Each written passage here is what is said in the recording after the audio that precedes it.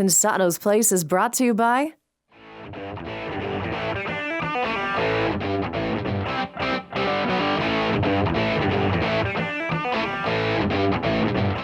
reverse engineering. We got a studio wizard that's going to talk about that.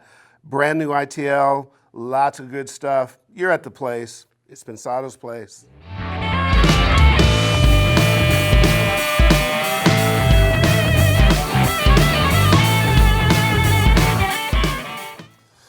What's up, what's up, what's up? Good to see you guys. We've got a great show for you today. One of my favorite cats is here. We'll get into that in a minute. But Herbert, ¿qué pasó? How are you? You good, man? Yeah, I'm really good, really good. Still flying high? Giddy is the word, but yeah. Exactly. I keep waiting for it to wear off, and it doesn't. Like a kid at Christmas. I know, man. They got twice the amount of gifts they anticipated. No, 100 times the amount of gifts they anticipated. Yeah, you're absolutely right. The biggest gift of all is just the fact that that we got to meet people and see them and hang, and feel their energy, and I think the shows are going to be better from now on, because now we can associate faces with those cameras that we look into. And if it isn't the coolest set of people, you keep waiting to meet somebody that's not cool, and it just keeps getting better. What a gift we have, and that gift is we thank you for that gift. We do have a great guest. Let's get to him. As usual, we're coming live from the Art Institute of California, from the beautiful HD studio, which stands for Herb and Dave. All right, Herb and Dave. You know the social media drill: like, subscribe, comment. Those comments power this show. Thank you so much for that stuff. To our incredible partners, Vintage King, hooray, hooray, hooray. Yeah, and they're great. Yeah, we had a good time down at their facility. We're blessed because the concept for the show is that this is for the people. Yeah. So we don't want to get a bunch of Depends and tampon commercials in the show. We want the show to be the show, and we want the area of the show that we have to have and enjoy having partners to help us do. Yeah. We've got great partners that understand it, they get it top to bottom.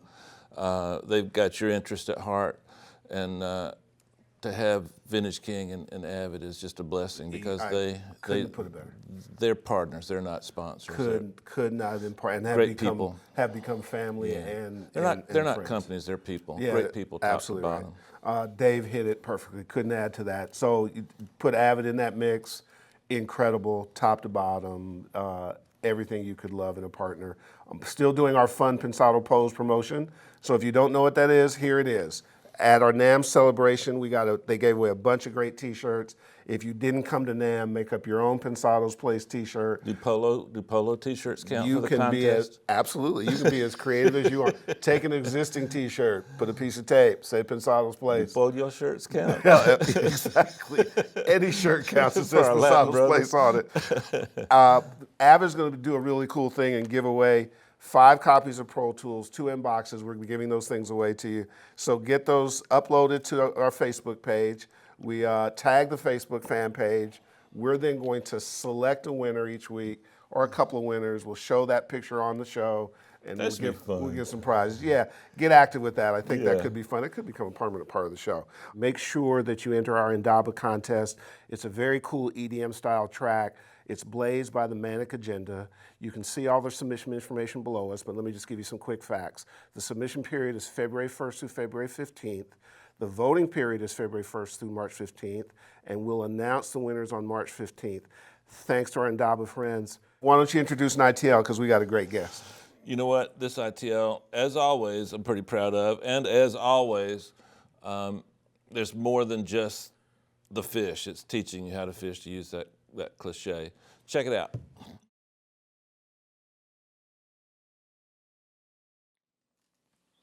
Oh, hey guys, what's up? Got a great ITL for you today. I think you're gonna really get a kick out of this one. We've been getting a lot of questions about the mix process in terms of where to start, how do you do it, what's your process, Dave? So I'm gonna break down a mix for you. Pretty detailed, so this might be a two-parter. Today I'm going to break down My City, which is a song I just fell in love with when I first heard it. The group's FYI. Monster Block is my buddies Addis, Viper, and Lioness, and the rest of the gang who's keep forgetting their names. They're on EMI, and this record will be coming out real soon. Okay, so I'm gonna play you their version, their rough, and then we'll compare it and see where we stand. And right now, what I'm listening for is I'm trying to figure out the essence of the song. What is it that I need to construct the song around? What part of what I'm hearing on the rough can I use as the foundation for this building?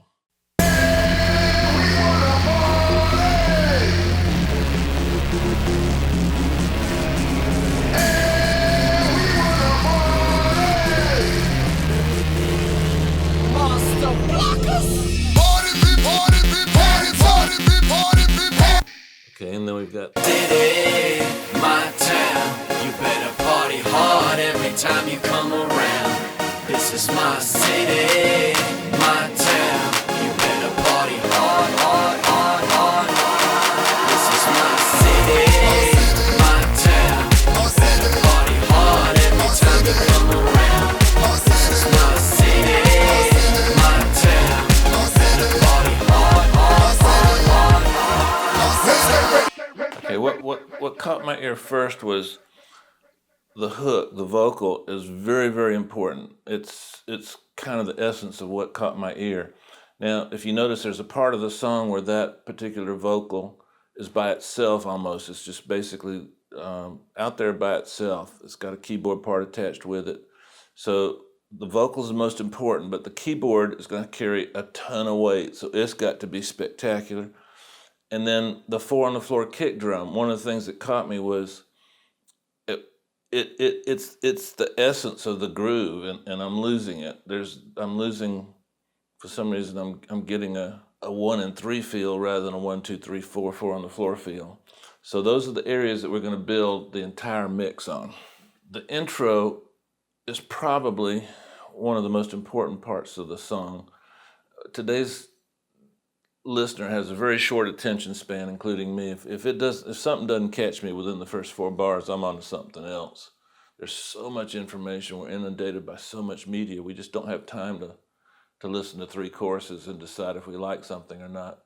And this intro, while being really good and dramatic, I just don't see people in a club just hearing that intro and just rushing to the dance floor. It's like the intro on this type of song has to be signature. It has to, you hear the first couple of bars and instantly you know what it is. Instantly your senses go, oh, I like this song. I like this song. This is my song. It's my jam. So we've got to hip up the intro a little bit. We've got to get that groove going a little bit. So those are the things that I'm basically thinking right now when I've started this mix. I love the song. And so what I'm trying to do is just make sure the song comes through, trying to make sure I've got a foundation to build on, and then we'll put all the little components on that. So let's start out with that. On the intro, this is what I did.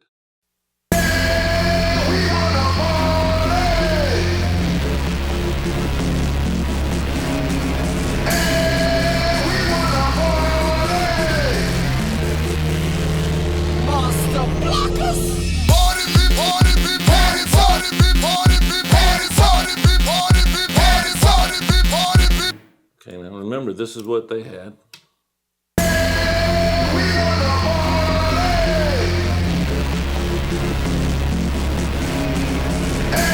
This is what we're doing.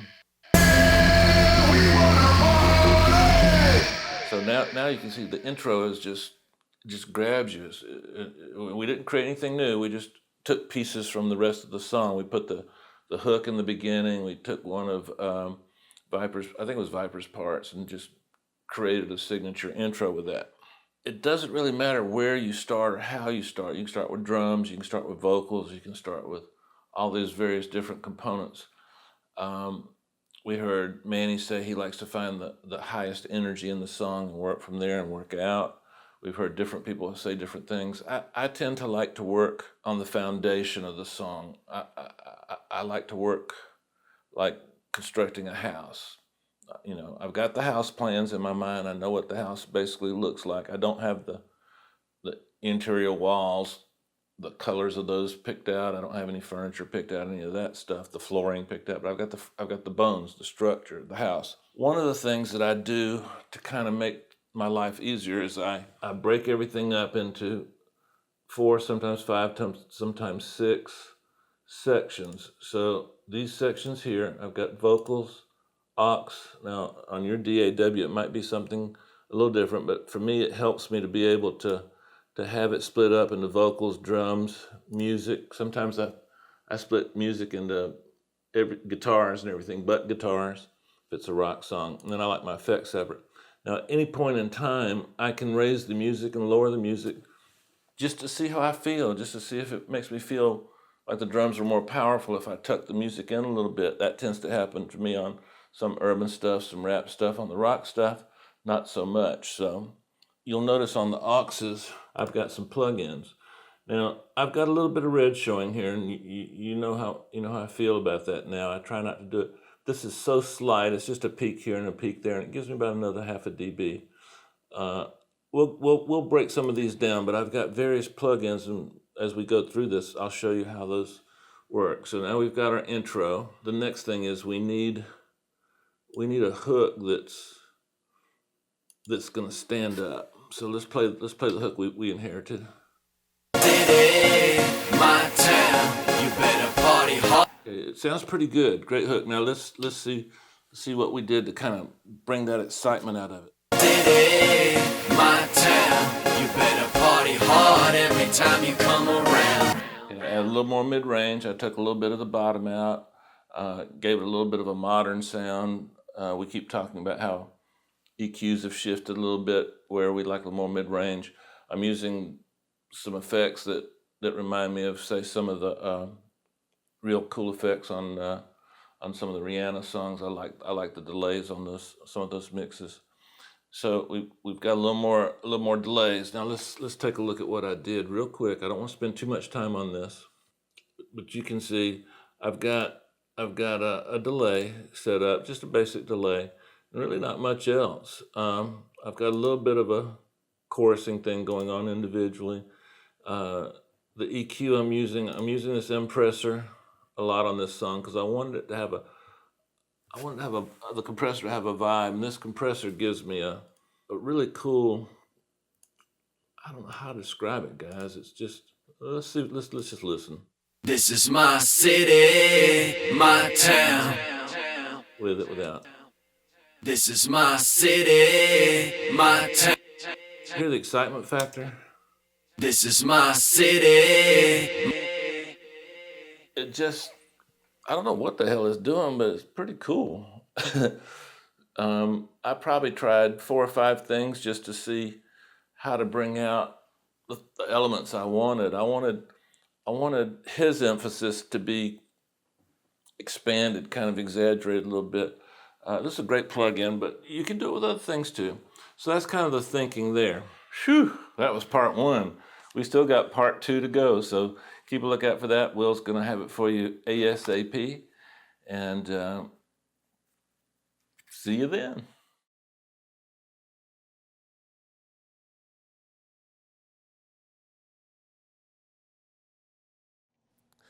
Our guest is Chris Baseford, a friend of this family. He's an incredibly talented guy, wears a bunch of different hats. You're gonna meet a very interesting guy who's got a lot of information, very smart guy.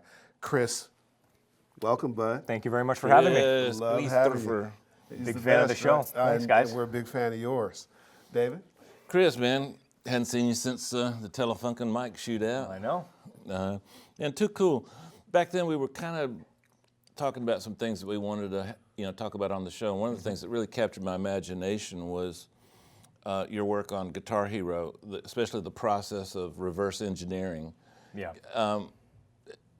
Can you explain to the audience a little bit about the process of constructing something for that and the reverse engineering component? Absolutely. And leave me a few questions. Don't say everything. All right. I'll try. It's kind of an odd process. I did a lot of what I call mix recreations for a bunch of different companies. Some that you heard of, Guitar Hero, and some that never came to fruition. But basically, what would happen is they would send me the multi-tracks for a popular song, and want a mix of it, so that way once it's mixed, we could give them the individual stems that they needed. These were the original tracks? Original tracks. Oh, yeah, cool. not covers or re-records, Cool. actual original Of tracks. course, you stole multiple tracks off of that, right? Oh, of course, and did tons of remixes. And Okay, good. yeah, of course.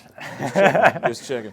And then basically my goal was to recreate the mix to sound as close to the album mix as possible, which at first I was like, oh, this is going to be kind of easy, no problem. You just kind of mix it, and a lot of the older tracks, they kind of baked in a lot of the EQ and the compression and the effects and stuff like that. Explain baked in. Baked in. When you're recording, you hook the microphone up to the mic preamp, you hook the mic preamp to the EQ, you EQ the piss out of it, and then you print it that way. The EQ is baked in. There's no taking those chocolate chips out of the cake after the fact. Yeah, they really didn't do a whole lot of mixing back then. So I thought.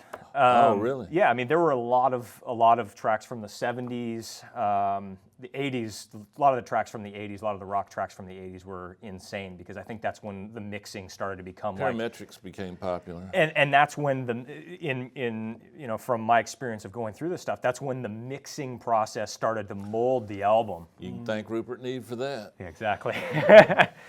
So a lot of my process was reverse engineering the mix. So I would have the album mix on a track in Pro Tools, and I would have that routed to an external input on the console, and I would be switching back and forth between the multi-track and the album mix, going back and forth and trying to match everything. And after doing the first 20 or 30 of them, you stop mixing music and you're reverse engineering frequencies. And I would find myself looping like a snare drum hit, or even a break between hits where there was a reverb tail, and it would go, and I would just be sitting there looping like a reverb tail while I'm trying to just match that frequency. So it wasn't so much music as it was frequencies and finding clues. Like, that was the thing. Like, when I would listen through a song and say, oh man, there's a lot of reverb on the snare, I would go and I would find a spot where it's like, where can I find a clue as to where that reverb might be on its own? Like, if there was a break on the floor where the whole band went 1, 2, 3, gah, and the whole track fell apart, it's like, perfect, I got that little snippet of reverb that I could try to match. Yeah. And it was doing that for every single part of the process. So how many? 2 questions. Yeah. What was the average number of tracks that you had? 8 or 16, right? It was so era dependent. I got some stuff that was 8 tracks. Some of the earlier 70s stuff, or mid 70s stuff, was probably a lot more 16, 24. And then I got some stuff that was like made in the last 10 years that was full Pro Tools sessions with 40 guitar tracks, because that little pre-chorus thing that was quadrupled was all on its own take, and had its own track, and had its own EQ and its own effects. Okay. On the 70s tracks, how long did those take you on average? To do? Yeah. Those ones were a lot of the ones that I found were the ones that had the baked in effects were the quickest, obviously. A lot of them 5, were 6 hours? Yeah, probably. Okay, the 80s tracks, how long? Probably double that, depending on what it was. So 16, and then maybe like a 10-hour. The 90s mix. Tracks. The 90s tracks, sometimes I had to I would do as much as I could in a day, and then I'd have to go back to it. And that was the other thing, because I would be looping over these sections and sometimes hits, you lose complete perspective.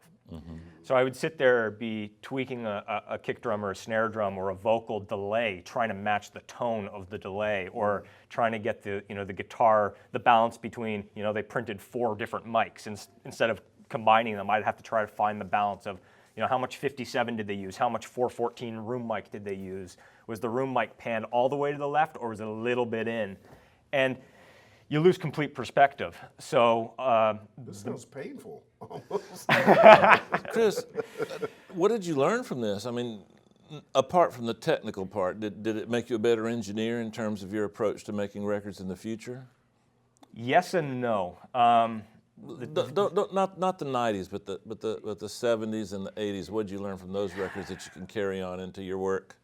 The biggest thing, there's 2 things. The biggest thing that I took away from a lot of the 70s tracks was that, and I'm guilty of this. I get caught up when I'm in a tracking session, having the guitar player play, just play the part. Not to any music or whatever. We're just tweaking. I'd get a sound, and you get the sound. You're like, man, that sounds really good. And every once in a while, you play the track and say, let's make sure this fits the part, because that's the most important thing. And then even when I'm mixing regular mixes, you do a lot of stuff on isolation. I mean, you always check it within the balance of the mix, but you just, for whatever reason, I don't know if it's modern production. What I learned from the '70s tracks was that so much of the individual tracks sounded like crap. Like, you listen to the guitar solo, and you put up the guitar, and like, oh my God, that was the guitar sound that they said, yeah, this is awesome, let's go, let's start. And then once the track's built, you're like, oh, now I see why. Like, it doesn't matter what it sounds like on its own. It doesn't matter what. That's true. And that was one of the biggest things that I took away from it. As an engineer, the biggest thing that I took away from it, and this kind of popped a hole in my balloon, so to speak, was that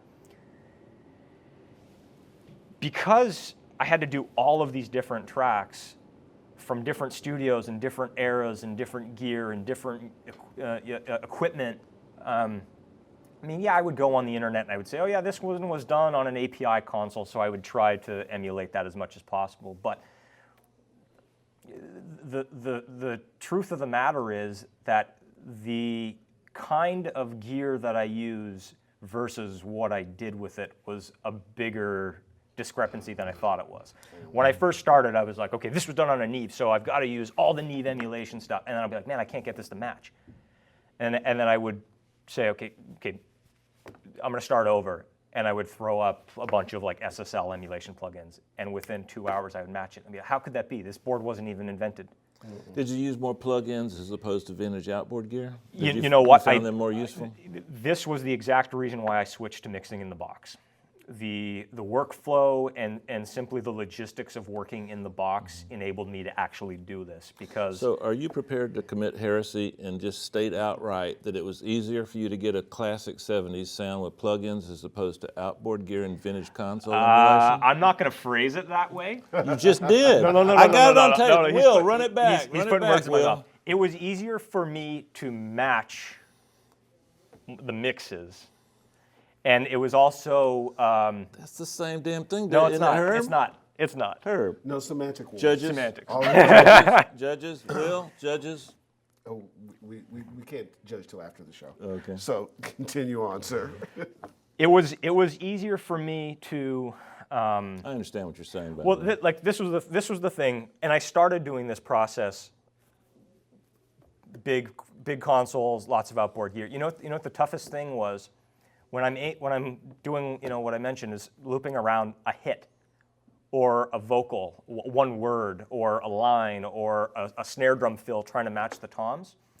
One of the biggest problems was I'm listening for frequencies. Like, again, we're not talking about mixing music, mixing emotion, like how we do when we're mixing like new material. I was listening for frequencies. If I move my head that much, all of a sudden those frequencies that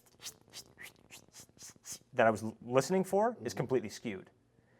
So if I'm trying to match the EQ of, I can only have so many, channels within this reach, this far of a reach.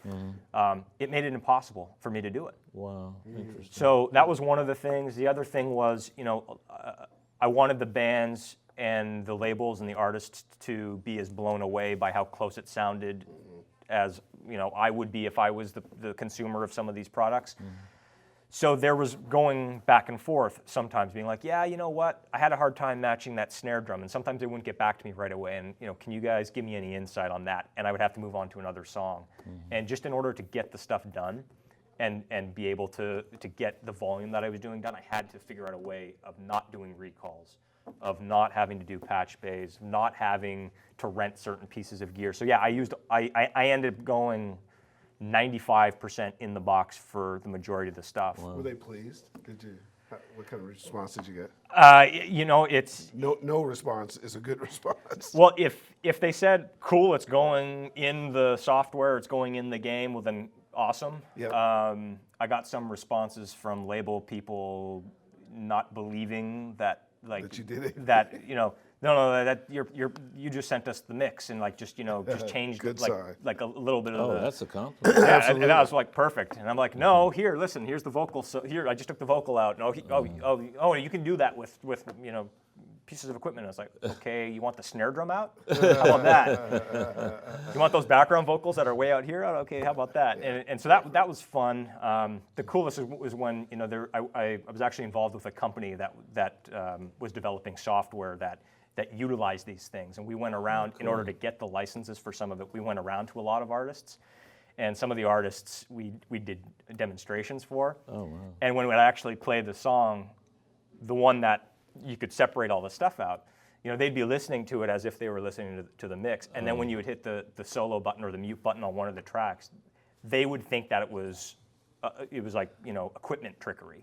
Oh, wow. And then when you told them what they did, they would be blown away, being like, I couldn't tell the difference. And that was an artist that, like, made that song and has been playing it and has been listening to it for forever. So that's the best compliment right there, when they can't tell what you did. So, Chris, you and I are guitar players, and not only that, we kind of eat, sleep, and drink guitars. So you know why we're here, my friend. I Talk do. guitars. I do. Man, I love your sounds on Fuel and some of the Motley Crue stuff, and Rob Zombie. Let's jump into it. You ready? Zombie guitars are fun. Huh? Zombie guitars Let's are fun. start there. I truly think you have a gift for guitars, guitar sounds, and mixing, not just mixing them, but tracking them and all that. So Thank you. In an effort to help the world get better guitar sounds, which, as you and I know, some elements of the music community tend to not do that so well.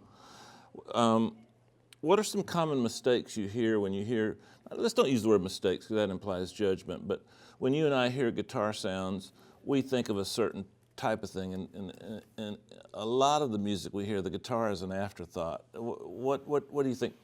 What's some advice you can give to the world to get better guitar sounds based on some of the deficiencies you see in here? You know, one of the things that I still do to this day, I A/B stuff all the time. When I say A/B, yeah, I know. I know you know, when I'm in the studio, whether I'm mixing, whether I'm tracking, if I'm getting a drum sound, whatever it is, before I start or while we're setting up, I'll turn on something that makes sense for what we're doing. If I'm doing a big heavy rock album, you know, I'll put up something that I like the sound of that kind of makes sense is in the vein of what we're about to do, and we'll listen to that in the room, and it kind of ingrains what you're about to do. My biggest thing I think, would be for people to simply listen to other good guitar tones. It's amazing how, again, perspective is a big thing. It's amazing how sometimes if I don't start out listening to something, especially if I'm in a room that I've never worked in before, or if I'm using an amp I've never worked with, or a cabinet or something like that, somebody brings in their own thing, and you think it's sounding really good, and then you A/B something, you're like, man, this thing has absolutely no top That end. happens to me too.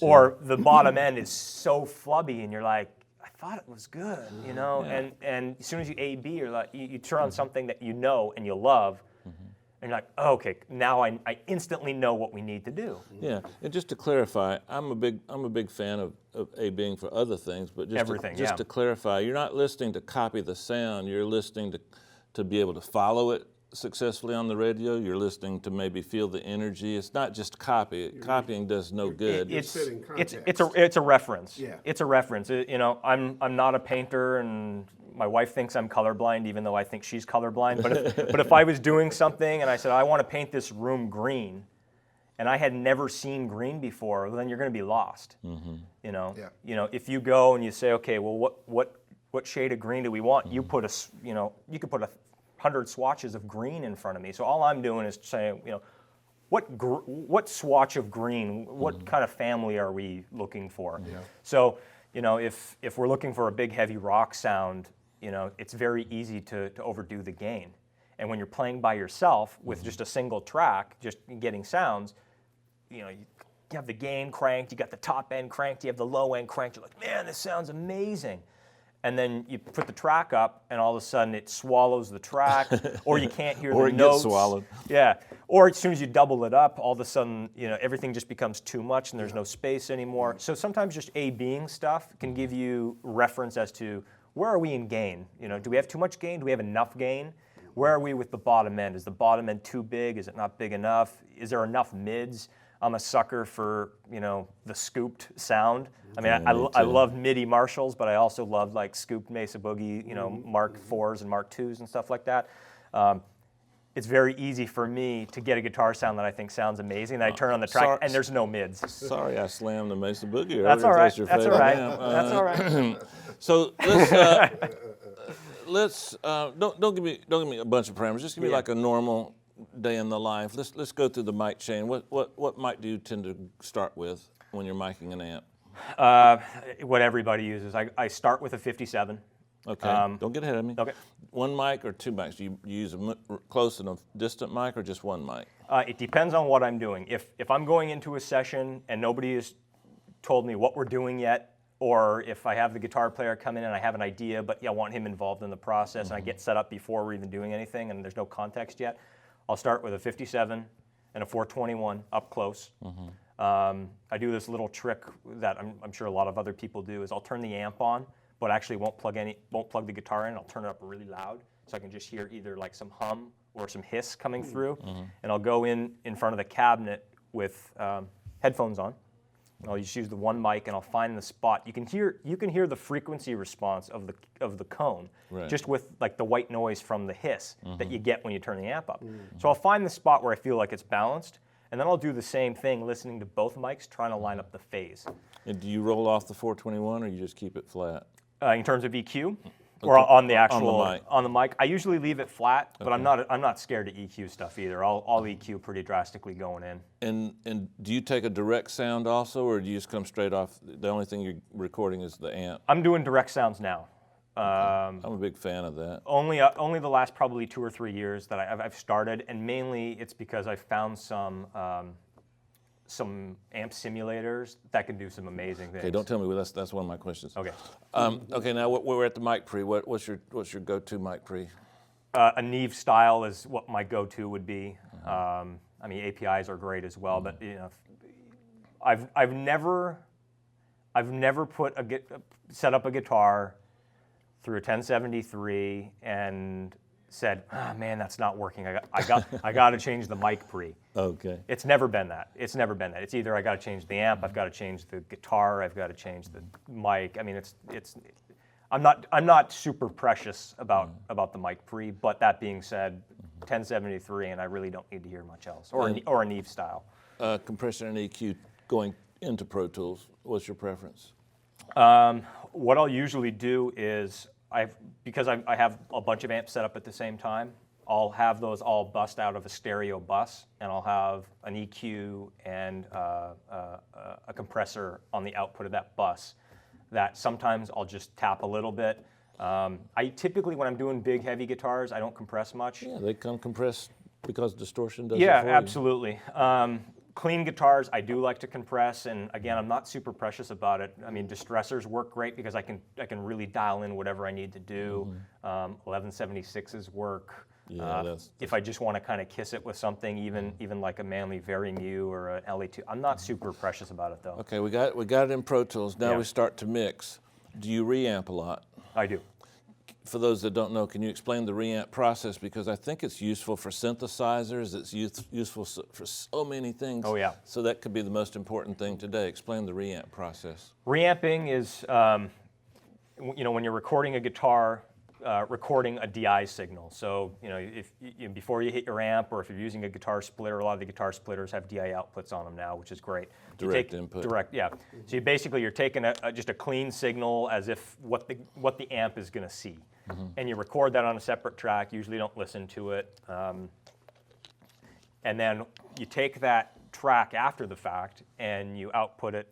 After you've done your comping or editing or whatever you're going to do, you output it through a box that can convert that signal back into instrument level. Yeah.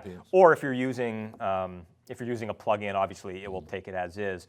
and you basically feed that to a guitar amp or a guitar simulator or something of that nature, and then record the output of that. So you're basically using the clean signal to get another amp signal after the fact. But also too, I know you do this all the time, you can actually use that to go into a guitar pedal that you like for your favorite vocal. Absolutely. Or you can go to a guitar pedal for your favorite synth. Absolutely. And I love recording keyboards through guitar amps, by the way. me too, especially the JC120 Roland. Yeah. Because it was stereo. Now, in terms of reamping, do you find that there's any plug-in simulators that tend to work as good as going to a real amp at that point in time? And if so, don't give me too many because that's a question in batter's box. But I do like Avid's 11. ooh, the unit. I use the plug-in. Oh, that Yeah. That's There's good too. there's a few settings. For whatever reason, 11 seems to like humbuckers better than it likes single coils. I'm not sure why that is. But Higher impedance. must be. I don't know that world, but the latest gadget that I'm absolutely in love with and has in a small way changed my life is the Fractal Audio Axe Effects. I haven't played with that. You have to.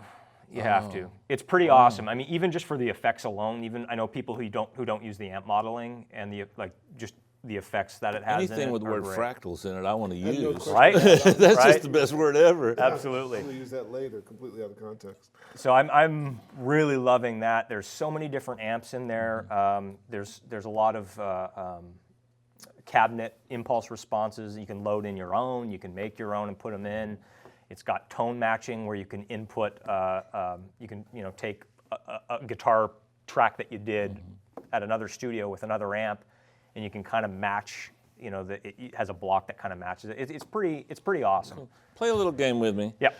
I'm stuck in the 70s. My Plexi Marshall, it's 45-year-old sound. Good place to be. Talk about references. Yep. That through my Creamback Celestions, 412, is the sound and reference I have in my head. Yep. Bring me into the 2013s with your fuel sound, with your modern guitar sound. What should I do to go from being stuck in the 70s to having a modern sound? Because I love a lot of the modern sounds. I'm just sometimes not quick with it. I can get it eventually because I'm an engineer, but save me that 30 minutes it takes me to find that. More bottom, more top, more gain. Different amp. Different amp, or some of my clients have some really awesome hot rodded plexis that have an extra gain stage in them. That sounds like just that's anti-religious, isn't it? It's a little sacrilegious to mess Sacrilegious, that's the word. with the plexi. But that being said, there's a lot of really cool modern amps that are based. Is there off a of, pedal that you like that I can get a good sound from? with your plexi, Like a yeah, tube just screamer or something tube like that? screamer, full tone, the OCD full tone. okay. I love that driving a plexi. What about the ZVEX stuff? ZVEX stuff's awesome. That's my Fuzz favorite. Factory. Yeah. One of my favorites. I've got the wah-wah with all the 8 knobs on it. I love that. Okay, so Even a different cabinet. Vintage 30s seem to be like kind of the modern cabinet, the modern speaker. So a little bit of a bigger cabinet with vintage 30s would also bring you into something that's not quite so vintage sounding. That being said, the modern sound today has a lot of that. but overall plexi in you'd it. say I would add a little more top. You're talking like guitars take a nosedive at 5K. So top on a guitar, you're saying add more 4K, a little 5K, a little more bottom, 100, 200. Yeah, absolutely. Any scooping in the mids? I mean, I do that after the fact. If you're using a plexi, my whole thing is make sure there's lots of meat there. Don't carve too Well, much. I'm talking about using your. You're using the diesels Mason or using the boogies, boogies or yeah. something like that. Yeah, absolutely. Scooping out the mids a little bit. Okay. But again, it's all real specific. I mean, what your chain that you just told me, I've used 1,000 times in the last year. Okay, and how many passes of the same part are you doing? Do you tend to double it? Yeah, Or at least a double. depending on the sound. I mean, depending on the genre. Yeah, I'll at least do a Genre. double. Depending on that. Okay, so Sometimes triples. yeah, for metal I'd do more. You know, left, center, right. Sometimes I'll change the guitar for the left and the right. Sometimes I'll change a cabinet or a mic for the left and the right.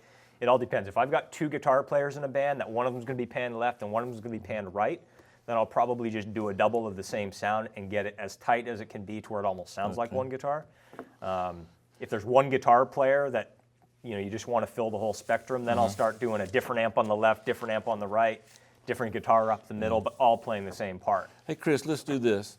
I was gonna have us go through our 5 favorite guitar tones, but I think we'd have a 2-hour show if I did that. Let's incorporate that in Batter's Box because Okay. it'll give us the constraints of being concise. You want to do that? Let's do it. Let's tee up Batter's Box and throw some heaters. Okay. Fire away. Ready. Ready? You sure? I'm ready. Accordion. Accordion. No. Mute button. Mute I button. hope we had a close up on that. Okay. Good. You keep score? Yeah, I got it. Distortion. Pedals. I love the full tone pedals. I'll full take a drive. plug-in. I'll take a plug-in. Plug-in. I don't use too much. Oh, decapitator. Decapitator. Decapitator. Okay. All right, sound toys. Flanger. Twizzle. Flanger. Inside you. I love the MXR flanger. I love the purple Boss flanger too. Oh, yeah. That's what I had. That was my second pedal that I ever had when I was a kid. Was That- the purple one. I had no idea how to use the That thing. gray MXR that plugged in that shocked me every time I use it. It's good too. Reverb. Plug in. You know what? For a guitar reverb, and I don't think it's too expensive, is the blonde Fender reverb unit. It's just the like a reverb standalone. tank. Yeah. I use that on vocals too. Yeah, I love that. The spring reverb. Chorus unit. Chorus. I should have said unit. That prejudices you. Chorus. You know what? I love making choruses with delays.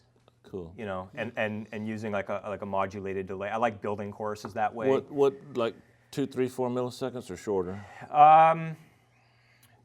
Yeah, probably around that, and just playing with the with the modulation Right. and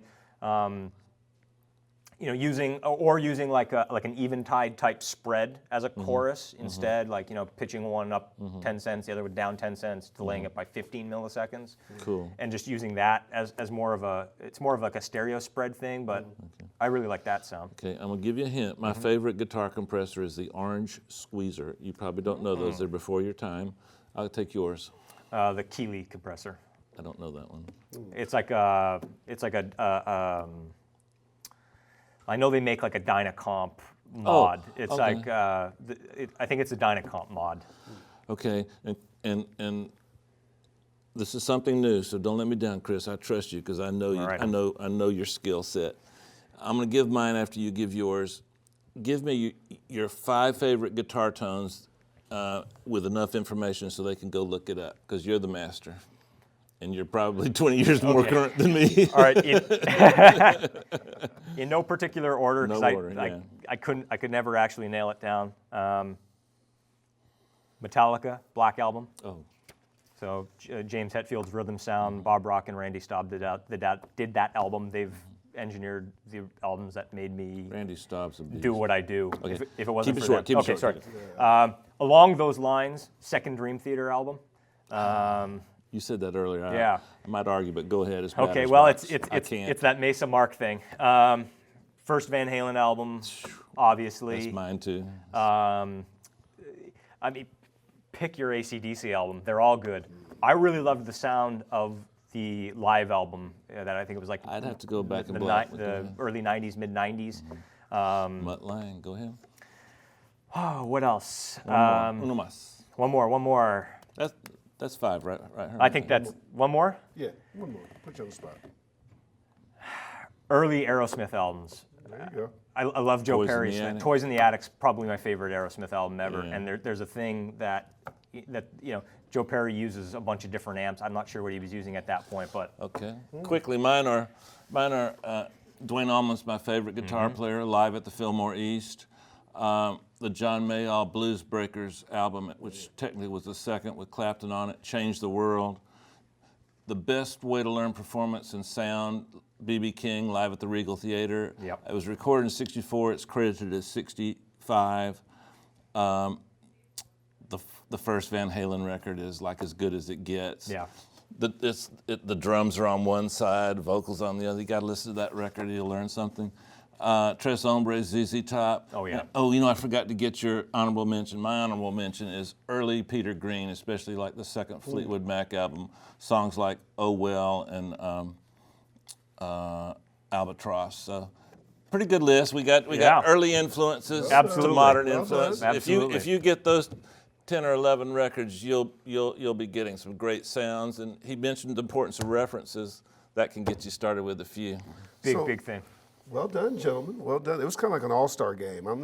He was hitting them, you were pitching them. All His good. guitar sounds, I'm telling you, Herb, his guitar sounds, incredible. Yeah. I'm envious. But Thank you. I got to sit with him at the Atrium. Right. You were there, Absolutely. Tommy Lee's studio, and we Yeah. were hanging with Tommy Lee. And the next time that Chris comes back on the show, we'll get gonna Tommy talk Lee's about that. breakdown in the drums. He's excellent at drums also. But I looked around and kind of saw some leftover settings. I kind of known about. Well, let's go to If you're somebody. gonna steal from the best. Absolutely, man. Let's go to somebody you know well. In our corner office is Mr. Will Thompson. Is holding down the fort. Will, he's alive. I He's can see you alive. guys. I'm alive. Survive them. Oh, yeah, I got a little anthrax still in Oh, the back of my throat, but we made it through. So we got a bunch of great questions for Chris. Let's start with the first one from Jamie Donnelly. He says, I'd like to hear Chris's approach to recording gang vocals. One singer per mic, how great layered, question. what's the process? I love gang vocals. I'm a huge Mutt Lange fan. I love that whole thing. All of the above, and mix it all together. So I'll do close mic, single voice, layer it up 16 times, get the band in the room, switch the mic. 16 tracks? Oh, yeah. Oh, cool. Get the band in the room, have everybody do it a little more sloppy together, switch the mic to Omni, Farther back, back, get the room, maybe even do if I've got the drums set up, I'll get them in the drum room, use the stereo mics that I'm squashing the crap out of, print that. And the most important thing to gang vocals, in my opinion, Dolby stretching. I'll bounce all of the gang vocals down into a stereo track, and then use a Dolby noise reduction unit and Dolby stretch them. Whoa. I know, right? The MF just snuck some shit on me. Chris will do that to you. You know what? He's trying a little too hard to come back. Do we reward that? No, I just love it so much. I don't people know that we people have have a to say choice. Good answer. Enough with the gang vocals. That Chris. is Enough the with best gang corner vocals. office answer ever. Ever. No question. Go ahead, Will. Next one is, what are your favorite types of guitars to record? Are there better types of guitars than others for different genres of music? That's a course. That's not an answer.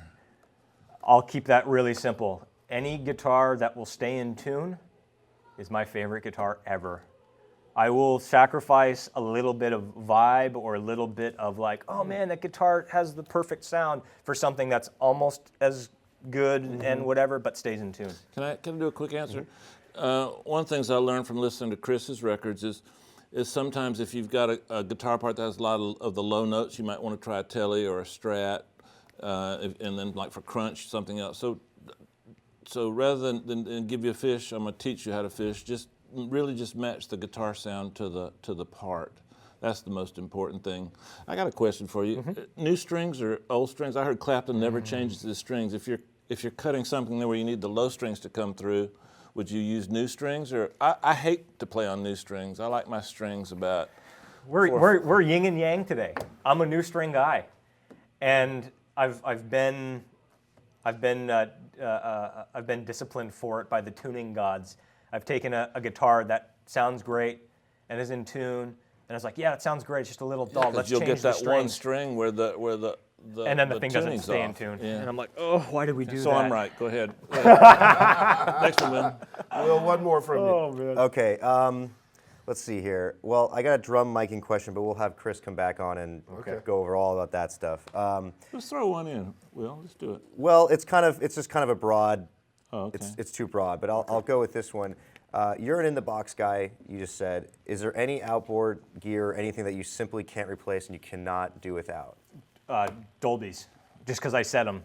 I haven't found anything in the box to do what the Dolbys do. Is it a 501, a 301? What was the number? I can't remember. 360, 361, 361. 362s.